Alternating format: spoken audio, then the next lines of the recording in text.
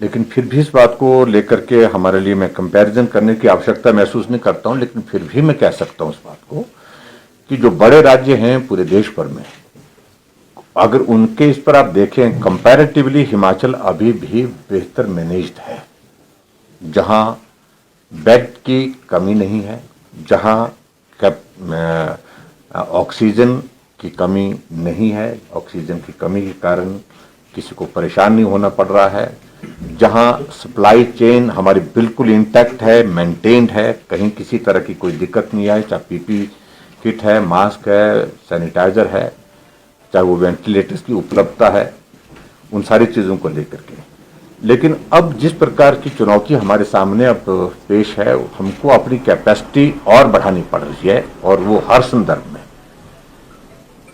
कांगड़ा हमारा बहुत प्रभावित है, प्रदेश का सबसे बड़ा जिला है और प्रभावित ज्यादा है। ऐसी सूरत में अभी आज हमने तुरंत एक जो निर्णय लिया है, निर्णय के सिलसिले में पिछले कल भी थोड़ी बहुत इस बारे में जानकारी आप लोगों को हासिल हो ही गई थी। प्राइवेट सेक्टर में जो हॉस्पिटल्स हैं उसको भी हम कोविड के लिए अब लेने के लिए आगे बढ़े हैं, और प्राइवेट सेक्टर में जो 50% जो टोटल कैपेसिटी किसी हॉस्पिटल की है उसके 50% जो है हम कोविड के लिए हमने लेने का निर्णय किया है, जिसमें कांगड़ा में कुछ एक हॉस्पिटल जो हैं, चाहे वो सिटी हॉस्पिटल है, चाहे वो विवेकानंद का हमारा पालमपुर का हॉस्पिटल है, चाहे वो बालाजी हॉस्पिटल है, चाहे उसके साथ साथ में अपोलो का भी एक हॉस्पिटल है, तो उन सब हॉस्पिटल में हमने इस बात के लिए आग्रह किया है कि वो भी हमारे लिए बेड कैपेसिटी 50% जो है वो देने के लिए तैयारी रखें। और उसके अतिरिक्त हमने क्योंकि वहाँ की स्थिति काफ़ी थोड़ी चिंताजनक है, ऐसी सूरत में जो आयुर्वेदा कॉलेज हमारा पपरोला, वहाँ पर हमने जो है वो कैपेसिटी बढ़ाने के लिए जो है 2 फ्लोर उसके लिए हैं, और उस पपरोला के कॉलेज में भी हमारी कैपेसिटी कितनी बढ़ रही टोटल 200 की हमारी बेड कैपेसिटी पपरोला कॉलेज जो आयुर्वेदा कॉलेज है उसमें भी हमारी बढ़ेगी, और जिससे बहुत बड़ी एक राहत वहां पर होगी। इसके अतिरिक्त जो है अगला फेज जो हमने उसमें ये भी कर दिया है कि साइमल्टेनियसली हमने तैयारी कर दी है कि जो परौर में हमारा राधा स्वामी सत्संग का जो स्थान है वहां पर एक अलग से एक कैपेसिटी हम बना रहे हैं बेड की, और वो कैपेसिटी हमारा लक्ष्य तो उसके लिए बड़ा है, लेकिन फिलहाल हमने उसमें 200 बेड की कैपेसिटी जो है वहां पर बढ़ाने का निर्णय किया है, ताकि 200 के साथ अगला फेज फिर हम आगे बढ़ाने के लिए अगर जरूरत होगी तो उसके मुताबिक हम करते रहेंगे, और शायद मेकल में 1000 तक उस कैपेसिटी को हम इन्हांस कर सकते हैं कांगड़ा में। और उसी तरह से शिमला में भी हमने बेड कैपेसिटी को बढ़ाने के लिए कुछ निर्णय लिए हैं। पिछले कल हमारी शिमला की जो मीटिंग थी उसमें मैंने पहले भी कह दिया है, उसमें प्रमुख रूप से जो अवेलेबल हमारे पास है एक आयुर्वेदा हॉस्पिटल है 50 बेड, वहां पर उसकी कैपेसिटी को हम ले रहे हैं, उसको शुरू कर रहे हैं। उसके साथ जो आईजीएमसी में ओपीडी का जो हमारा न्यू ब्लॉक ओपीडी जो आईजीएमसी में जिसमें 9 फ्लोर है, उसमें हम हर फ्लोर में लगभग जो 50 बेड लग सकते हैं उसमें, तो वो एक कैपेसिटी, एक अच्छी कैपेसिटी जिसको लेकर के हमने कहा है कि उसकी तैयारी करनी शुरू कर दीजिए, ताकि आईजीएमसी में कम से कम एक ही जगह एक ही स्थान पर हॉस्पिटल के प्रीमाइसेस में ही हम कोविड के पेशेंट को बेहतर सुविधा दे सके। ऑक्सीजन से संबंधित जो है मैं अभी ये कहना चाहता हूं कि हमारे पास ऑक्सीजन हमारे पास मौजूद है। हमने खाली सिलेंडर के लिए आग्रह किया है, हमने 5000 डी टाइप सिलेंडर जो है वो केंद्र से आग्रह किया कि वो हमको उपलब्ध कराए जाए, और बी टाइप जो है वो 3000 सिलेंडर हमको और उपलब्ध कराए जाए, ताकि हमको सप्लाई करने में कठिनाई ना हो, ऑक्सीजन की सप्लाई करने में कठिनाई ना हो। बाकी सारी चीजों को लेकर के जहां रिस्ट्रिक्शन से संबंधित हैं, रिस्ट्रिक्शन से संबंधित जो चीजें हैं उसमें काफी चीजें उसी तरह से हैं, और शिक्षण संस्थान जो हमारे बाकायदा इसकी नोटिफिकेशन हम कल करेंगे, लेकिन मैं जानकारी के रूप में आप सबके बीच में यह है कि हमारी मंशा है कि अभी तो 10 मई तक वो शिक्षण संस्थान जिस तरह से हमने किए हैं बंद, उस प्रकार से वो कायम रहेंगे, बंद रहेंगे। और उसके अतिरिक्त जो है सोशल गैदरिंग्स में जो शादियों की धाम पर अब बिल्कुल पूर्ण रूप से प्रतिबंध है। ये नहीं होगा और ये संभव नहीं है हालात को देख करके। और लोगों से मेरा निवेदन भी है खासतौर से कि वो अपने आप ही संयम करें। और शादी का नंबर 50 से फर्दर हमने डाउन कर दिया, 20 नंबर जो है 20 लोगों के साथ वो शादी का आयोजन होगा, ये भी हमने सुनिश्चित किया। मंदिरों पर जो अभी तक जो हमारी रिस्ट्रिक्शन जो जिस तरह से लगी है, जो नियम बनाए हैं उसके लिए, वो भी अभी तक 10 तारीख तक उसको आगे हमने एक्सटेंड कर दिया है। 10 मई तक 5 डे वीक ये भी उसी प्रकार से रहेगा। 10 मई तक जो है हमारे बसेज में जो 50% ऑक्यूपेंसी ये भी उसी प्रकार से कायम रहेगी। और टेस्टिंग को हम अब बढ़ाने की दिशा में आगे बढ़ रहे हैं। टेस्टिंग को फर्दर इंक्रीज करने के लिए, नंबर इंक्रीज करने के लिए, कुछ जगह हमारी टेक्निकल कुछ चीज़ों को लेकर के कठिनाई आई थी, कुछ जगह जो हमारे डाटा ऑपरेटर जो है वो कोविड पॉजिटिव हो गए थे, उसके कारण थोड़ा प्रभाव पड़ा था, लेकिन अब हमने उस गैप को भी पूरा कर दिया है। और उसके अतिरिक्त टेस्टिंग में और ज़्यादा बढ़ाने का जो हमारा टारगेट ये रहेगा। ऑक्सीजन की आपूर्ति सुचारू रूप से हो उसके लिए भी हमने सुनिश्चित किया है। और बाकी चीज़ों को लेकर के पिछले कल हमने एक और आदेश किया था कि अब काम को सुचारू रूप से चलाने के लिए, बेहतर ढंग से मैनेज करने के लिए प्लान करें, हम चीज़ों को जो है वो काम का डिस्ट्रीब्यूशन करें। और उस दृष्टि से पिछले कल जो नोटिफिकेशन किया है सारा, ये लॉजिस्टिक कमेटी की एक बनाई गई है, जिसमें जो एक ऑफिसर है अरिंदम चौधरी जो है वो इसके कन्वीनर रहेंगे। और उसके बाद दूसरी एक कमेटी हमने, उसमें मेंबर्स हैं, 5 मेंबर्स हैं। उसमें राखी जॉइंट डायरेक्टर जो है वो मेंबर है, सनी शर्मा जो है वो मेंबर है, GM HP KBM, और डॉक्टर जितेंद्र चौहान जो है उसमें नोडल ऑफिसर हैं, डॉक्टर जसवाल उसमें OSD जो है वो भी उसमें मेंबर हैं। और उसके साथ में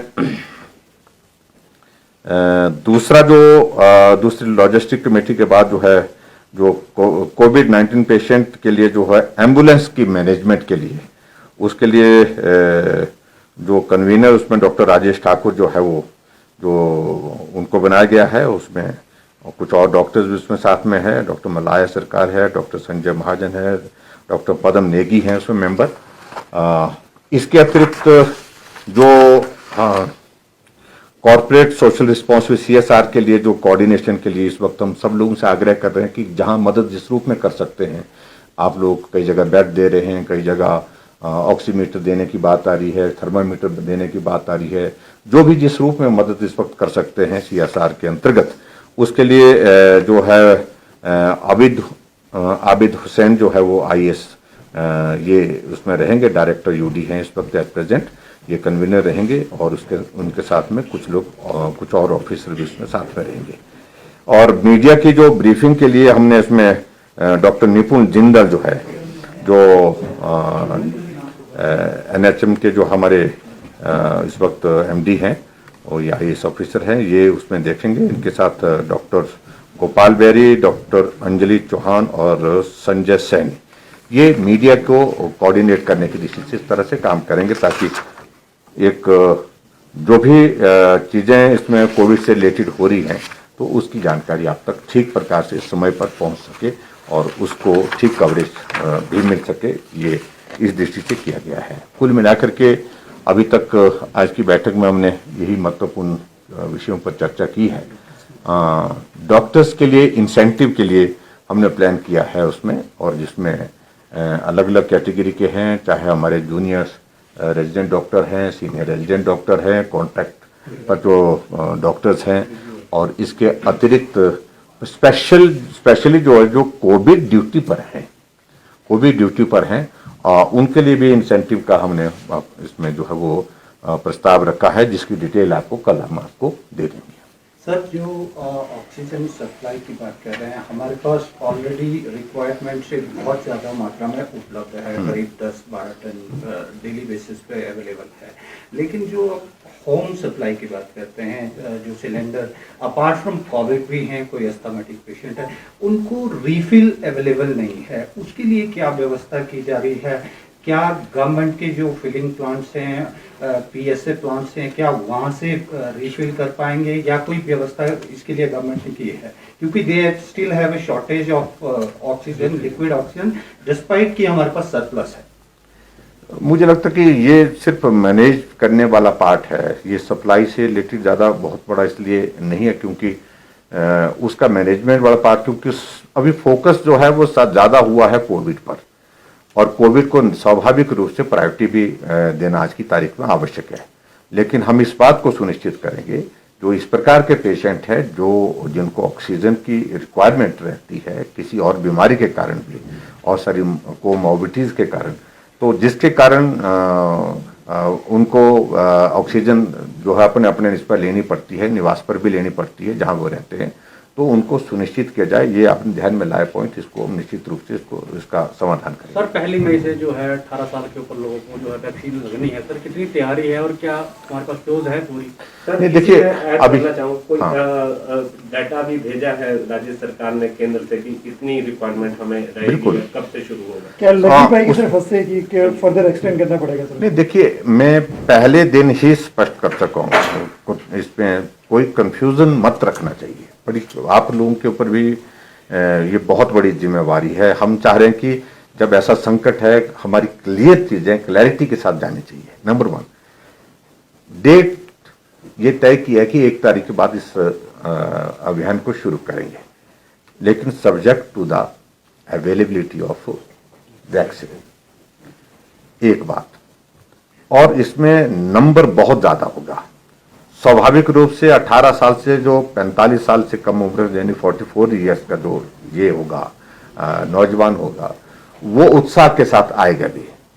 इसलिए पहले दिन से हमने कहा है कि ऐसे भाग दौड़ में नहीं, रजिस्ट्रेशन का प्रोसेस हमने शुरू करने के लिए कह दिया है। वो प्रोसेस शुरू है और उसके पश्चात स्टैगर करेंगे। जिस तरह से अवेलेबिलिटी हमारी मेंटेन होगी और उसके बाद जिस प्रकार से हम हिमाचल प्रदेश में अभी तक हमारे पास वैक्सीन के लगभग 500 सेंटर हैं और हमारा टारगेट ये है कि ये नंबर जो है हमको वैक्सीन सेंटर जो है हमको और ज्यादा बढ़ाने पड़ेंगे। 1000 तक हम प्लान कर रहे हैं कि 1000 तक बढ़े, ताकि क्राउड ना हो, रश ना हो। और हमारी 1 वीक की जो है रिक्वायरमेंट जो है वो रहेगी लगभग 5 लाख के लगभग वैक्सीन की अवेलेबिलिटी हमारे पास होनी चाहिए। हमारे पास जो कोल्ड चेन है वो मेंटेन्ड है, लेकिन सप्लाई जैसे वहां से इंश्योर होगी उसके बाद हम इसका प्लान करके, चार्ट प्लान करके जो है देंगे और उस प्लान के मुताबिक ही लोगों को जो है वहां पर आने के लिए सेंटर पर कहेंगे। और उसमें आप सबका भी कोऑपरेशन चाहिए, लोगों का भी, जो हमारे नौजवान हैं उनका भी कोऑपरेशन चाहिए, क्योंकि बहुत बड़ा एक अभियान होगा। इस वक्त हमारा पूरा हेल्थ केयर का जो हमारा जो वर्कर है वो ज्यादा फोकस कोविड के पेशेंट के लिए लगा हुआ है। तो हमें उसी रिसोर्स के माध्यम से, उसके लिए हम कुछ और भी जो है मैन पावर जो है वो खड़ी कर रहे हैं, तैयार कर रहे हैं, जिसके माध्यम से इस अभियान को भी हम ठीक प्रकार से चला सके। तो हमको दोनों चीजों को साथ चलना, वैक्सीन का अभियान वो भी व्यवस्थित ढंग से चले, शेड्यूल पर चले, और उसके अतिरिक्त दूसरा हमारा जो कोविड पेशेंट के ट्रीटमेंट का प्रोसेस भी किसी तरह से प्रभावित ना हो। तो दोनों चीजों को लेकर के बेहतर ढंग से चलाने की कोशिश करें। सर, प्रशासनिक अमले की संवेदनशीलता पर कुछ सवाल उठ रहे हैं, जैसे नालागढ़ से तस्वीर आई कि किस तरह से संक्रमित, वो रिपोर्ट मांगी है मैंने, जो एक व्यक्ति की दुखद मृत्यु हुई और उसके बाद वहां पर एम्बुलेंस होनी चाहिए थी। आज मैंने डिप्टी कमिश्नर को बोला है इंक्वायरी के लिए, और रिपोर्ट आएगी, उसके मुताबिक कार्रवाई करेंगे। सर, सैंपल की रिपोर्ट भी 3-4 दिन बाद आ रही, सर उसके पीछे क्या कारण है शिमला सही? नहीं, सैंपल, एक तो सैंपल हमारा काफी ज्यादा आ रहा है। मैंने पहले ही आपको बताई वो बात कि कुछ जगह हमारे जो सैंपल लेने वाले जो लोग हैं, पर्टिकुलर जो डाटा एंट्री ऑपरेटर जो है, वो कोविड पॉजिटिव होने के कारण जो थोड़ा सा उसके कारण गैप आया था, और बीच में कुछ और भी संक्रमित हुए तो जो टेस्टिंग में है इन्वॉल्व। तो ऐसी सूरत में थोड़ा डिले जरूर हुआ, लेकिन इसको हमने आज कहा कि इसको ठीक करना चाहिए। सर, जिस तरह से बंदिशों की बात आज भी कही गई है, तो क्या हम इस परिस्थिति की तरफ बढ़ सकते हैं कि ये ज्यादा स्थिति खराब होगी तो लॉकडाउन की तरफ हम बढ़ देखो, लॉकडाउन हम अभी तक फिलहाल नहीं करेंगे, नहीं बोलेंगे इस सारे विषय पर। इसलिए नहीं बोलेंगे, हम आज अब विधायक दल की बैठक कर रहे हैं शाम को, जिसमें सारा मंत्रिमंडल भी शामिल होगा और हम विस्तार से चर्चा करेंगे। फील्ड में क्या परिस्थिति है, लोग क्या बोल रहे हैं, उसके बाद निर्णय, चर्चा करने के बाद निर्णय की दिशा में आगे बढ़ेंगे, जो भी स्थिति होगी।